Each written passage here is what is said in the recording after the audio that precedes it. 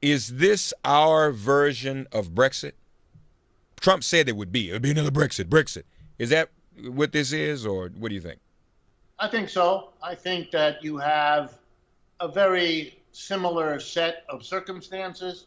You have 30 years now of capitalism basically deciding that it doesn't need or doesn't want the workers that it had and cultivated for 200 years in Western Europe, North America, and Japan, that it can go now to much cheaper places in China, India, Brazil, and so on, that it can replace workers with machines, computers, robots, what have you, and not worry about any of the consequences. Keep telling itself that all of this was a wonderful expansion of globalization and one world coming together and efficiency.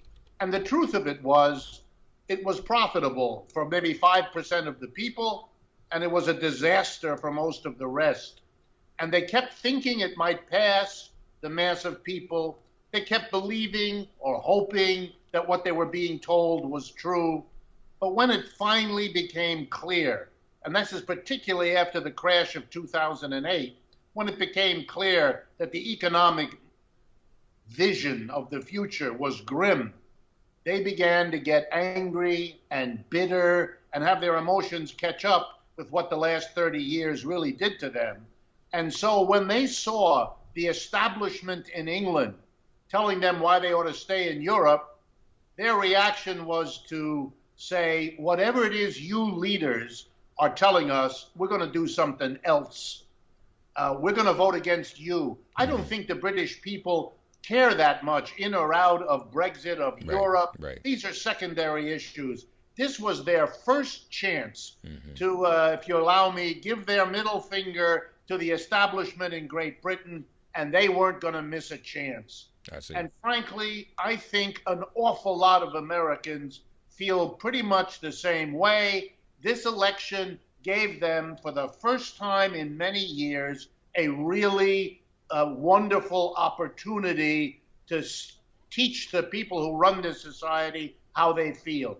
For as long as Bernie was in it, you could have Democrats do that. When they shut him down, there was only one place left to go to express your anger and your bitterness and your sense of betrayal, and that was to vote for Donald Trump. I don't think they support his policies particularly any more than the British people supported being in or out of Europe. That issue faded into the background.